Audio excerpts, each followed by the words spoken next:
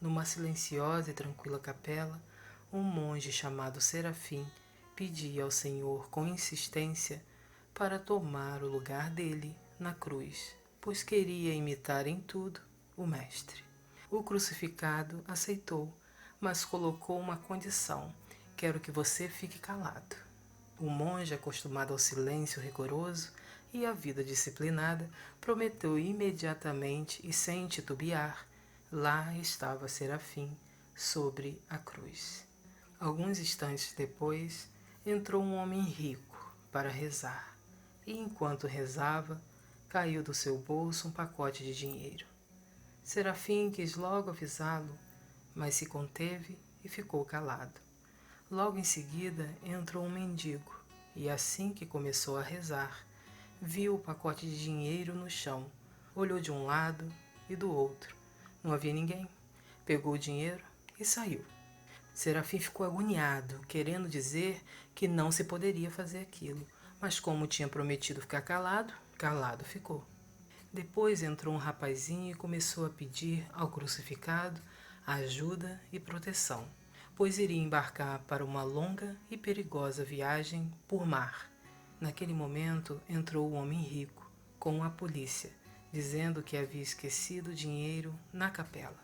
A única pessoa que estava ali era aquele rapaz, então os guardas o prenderam. Daí Serafim não aguentou mais ficar calado e do alto da cruz bradou: "Ele é inocente!" Todos ficaram confusos sem saber de onde vinha aquela voz, mas agora, cheios de dúvidas, fizeram várias indagações e decidiram soltar o rapaz.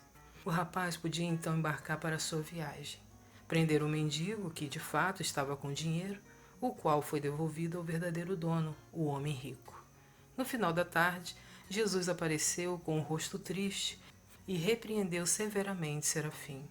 "Assim não dá, Serafim. Assim não dá." Serafim, com a cara mais ingênua que conseguiu fazer, perguntou: "Mas por que, Senhor?" E Jesus completou: "Eu lhe disse para ficar calado." O monge falou timidamente, mas com certa firmeza: "Mas eu só fiz o que era certo.